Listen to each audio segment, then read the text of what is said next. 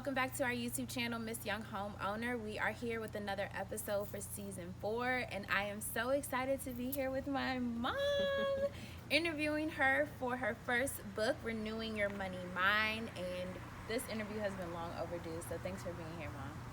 You're welcome. Thanks for having me.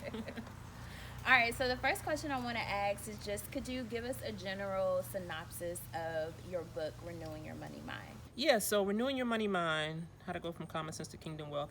You know, there are a lot of money books out there. I mean, it's so many. Every time I turn on the TV or go to social media, there are a lot of financial experts, which is a good thing. I think we can never learn too much about money. But what makes this book differently is it's going to the actual author of money, which is God. So everything is based on biblical principles, how to renew your money mind. And so that's kind of the difference about this book. And it talks about practical things too, how to get out of debt, how to save, how to invest, but it all comes from a biblical perspective. So what inspired you to write this book in the first place? Right, that's a great question. So actually, I have to go back several years. I was teaching and training and giving groups different lessons on finances, individuals, couples, and I was going to workshops, and every time I would leave at the end of the workshop, somebody inevitably would come up to me and say, do you have a book? Do you have a website? I need more information. And one day I said, why don't I have a book? You know, why haven't I encapsulated all of this information? So that's what made me write the book. But what made me get into personal finances anyway is one of the stories I cover in the book, where I talk about having graduated with a bachelor's degree in accounting and a master's degree in finance, and yet I was still 2 steps away from being bankrupt. And I was like, something's wrong with this picture, because I have all the worldly knowledge, you know, all the intellectual knowledge, but yet my finances were a mess. And that's when I realized, unless I am managing my money according to the author and the creator of everything, I'm never going to have success. And then once I learned those principles and my life started turning around, I wanted to share it with other people. What are some key principles in your book that you would highlight for those who are in the process or looking to buy their first home? I know you have financial principles in the book, you know, to talk to you about consolidating your debt, tithing, giving back, but specific to home ownership, what are some principles you would highlight in your book? Actually, all of the principles in here. I have my chapter 1 is change your mindset. You know, until you start thinking differently, you can't do differently. So one of the main things, a lot of people don't think they can own a home for whatever reason. Maybe their parents didn't own a home, or maybe they just have a poverty mindset. So you have to start changing your mindset and believing that, you know, home ownership is possible. It's for you. Another chapter in my book is speaking your way to wealth. So if you're going around saying, oh, I'll never be a homeowner, or I'll never be able to afford it, then you won't. Whatever you put out there is what's going to happen. But if you're a big believer in there's power in the tongue. Yes, the power of the tongue, decree and declare a thing. And it's not so much as saying you're naming and claiming. It's not that. It's more so giving life to the things that you want. And then I have a chapter here talking about seeking wisdom. So, and that's one good thing about Miss Young Homeowner. If you don't know where to begin in a home ownership process, that's when they come to your platform, Miss Young Homeowner. I mean, you teach all things from beginning to end and everything in between. So you definitely want to seek wisdom. And then I talk about lending and investing and getting out of debt and giving. So every principle in here can definitely contribute to helping you purchase a home. That's awesome. I like the way you just... Okay. What are some ways that someone can aggressively save towards their down payment? We know that that's one of the biggest hindrances for people trying to buy a home, is being able to come up with that large lump sum of money. So how would you suggest someone aggressively save for their down payment? That's a great question, but let me flip it back to you, because you could probably answer better because you're more recent. How did you aggressively save money for your down payment? I read your book and I listened to your advice all these 27 years you've been giving me. Specifically, I set up automatic payments. So every time I got paid, I had money go into my savings account and my mutual fund without me even knowing it. I opened up a stock portfolio and invested in shares. And I also started putting away what I thought my mortgage would be.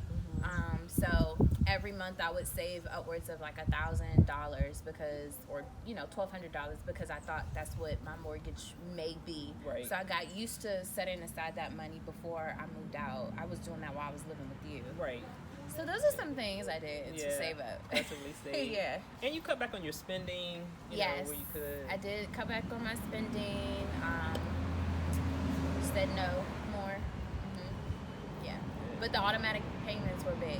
Right. And I think with you it was a mindset.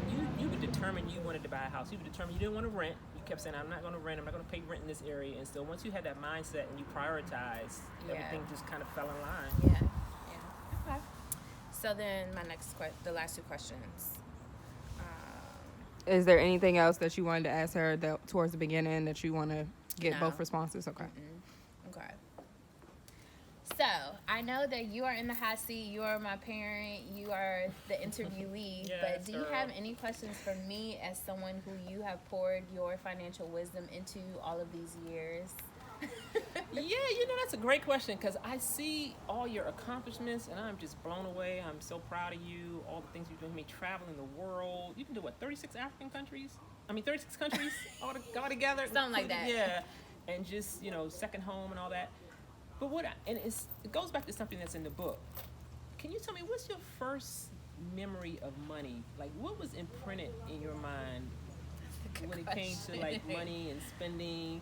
Would you say you grew up in like a tight household, or did I spend? Because I talk about the 5 money mindsets. Yeah. So what would you say your money mindset is from your earliest? You were supposed to give me some heads up on this one so I could prepare. First thing come to your mind? My first memory of money, I don't know if I can pinpoint it, but I know growing up, I grew up in a divorced household, so I had my weeks with you, and then I had my weekends with my dad. My dad was cheap. Oh my goodness! He was super cheap. Open up the dictionary. Cheap. There his picture is. Bless his But when heart. I would come to your house, it was a little bit more fun because he had like cable and like we could eat out and like go to the mall and stuff. He was a little bit more cheap. Yeah. Frugal, we'll say. Yeah, frugal. But I never wanted for nothing. I never needed like clothes or like was hungry. I was furthest thing from that. So I think conceptually I grew up understanding my parents work hard for their money. I'm not like wealthy, I can't blow it, so I think it embedded a sense of responsibility at an early age, kind of seeing the differences, Right. Do you remember when I used to give you points for your chores? I do remember that. You had a whole list of chores, and whatever you do, you would get points. Yeah. And at the end of the 2 weeks of the week, those points would translate to money. I remember that. So even though you was the only child, I intentionally didn't spoil you. I made you learn that you had to work for whatever you want. And what about this memory? And I talk about this in the book, and it's really, really transparent, but do you remember, I think you was like maybe 5, and we came home, it was late at night, and I flipped the switch and the lights didn't come on. Yeah. And I said, Maya, and it dawned on me, I didn't pay the bill. This is when I was going through the financial trouble. And I said to you, let's play a game. Let's get dressed in the dark, and see. And you were like, okay. And do you remember that? I did not remember You remember that episode? But Okay. kudos to you. I mean, being a mom in that moment, realizing your electricity bill is off, I can't imagine the panic, the disappointment, the sadness that sets in, and then you have this child dependent on you. So for you to tap into a creative mindset and make it a game, Right. was that's commendable. That's parenting, protective mode. Parents were always in protective mode. We Yeah. can deal with stuff. We just don't want our children to Yeah, have to deal with I it. don't remember that. I don't remember wanting for anything. So Yeah, I go in detail about that example in the book, which is very interesting. So I'm glad you don't remember that. Yes. You did good. So my last question is, if you had to give your 27-year-old millennial self a piece of advice regarding homeownership or financial stewardship, what advice would you give? That's a really interesting question because my 27-year-old self was pregnant with you. So Wow. so that's a whole nother thing, when you're expecting a child. And I think I really did good because one of the things I did immediately was when you were born, got your social security number, because that was right around the time 529s came out. And I remember getting the 529, maybe not right then, maybe a couple of years later. I always started thinking in advance about, okay, how can I make her life better? So that's why when you were 10, I went and bought you those shares of stock for Christmas one year. I wrapped up these paper. I made some stock certificates and wrapped them up. And I remember you opening them up like, what is this? Yeah, you talked about that in the book. So to answer that question, my millennial self, it's hard because at 27, again, I was a mother already. So my mind had already went to legacy, building your legacy, making your life better. But I guess in general, what I would tell myself is, and this, I don't know if this directly talks about finances, but pursue your purpose, pursue your passion, because life is short. You get one shot at this thing, and no one wants to, go to a job or have a career where you just waking up just to, punch the clock. But at 27, that's the age where you should really be pursuing your passion and your purpose. You want to figure out what your kingdom purpose is, because if you're doing that, you're going to make the money, So, and for me, I'm writing this book all these years later. I could have wrote a book at 27, and who knows where I would be had I, because it was always a passion for me to write. So I think that's the main thing. It's not really a financial answer, but that ties into your spirituality, It your does. finances, your goals. So that's good. And seek God for your purpose, because all of us are born with a purpose put in us. Before we even born, there's a purpose that we have. And I think you're most fulfilled in life when you're living out that purpose. So Well said. That's what I would tell my millennial self. Elder Bobber. Well said. What advice in general would you give to people watching that have student loan debt, thinking that I have $40,000 in student loan debt, I can never buy a house, I can never afford a monthly mortgage? What advice would you give them? Student loan debt is the devil. I read a statistic recently. It said that in the U.S., student loan debt was like 1.3 trillion, second only to mortgage debt. I'm like, how in the world? Second only to mortgage debt. It's crazy. So unfortunately, it's for now it's a real thing. And I want to encourage people who have student loan debt. The good thing about student loan debt is it's an investment. You've made an investment in yourself. So it's not like other debt, like you just was out here spending and splurging and clothes and cars and jewelry. Student loan debt, you made an investment in yourself. So people should never feel bad about having student loan debt, especially if you used it and got the degree. You stuck it out and you now have a degree and you're more marketable. But it's just like any other debt.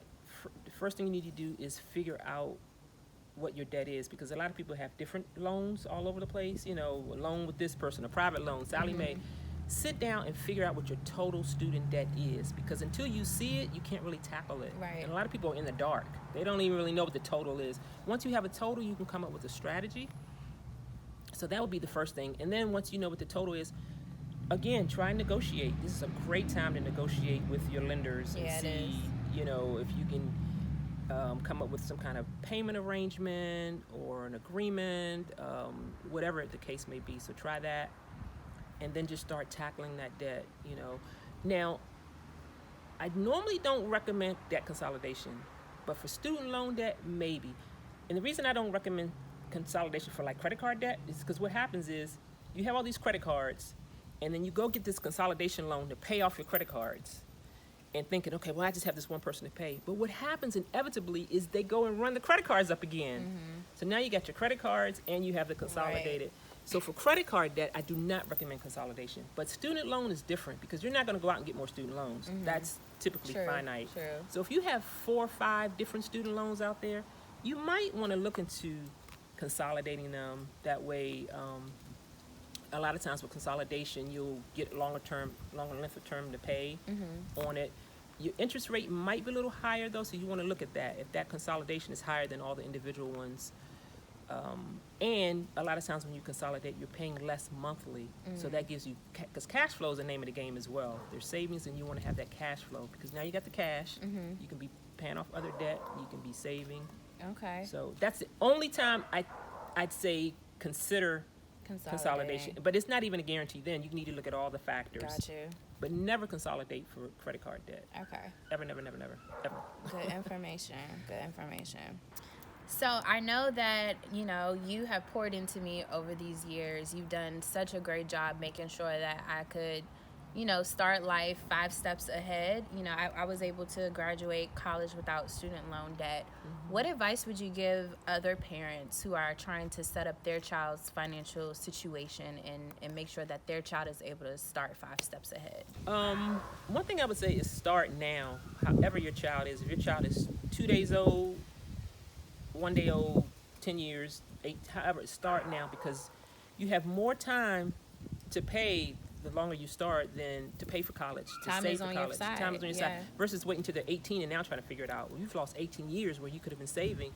So you can open up a 529 state plan, and you can look online and learn more about the 529s, or you can open up different education IRAs and accounts, things like that. You can start a mutual fund for your child. You can do what I did with you. I had a 529 for you, but I bought stock for you.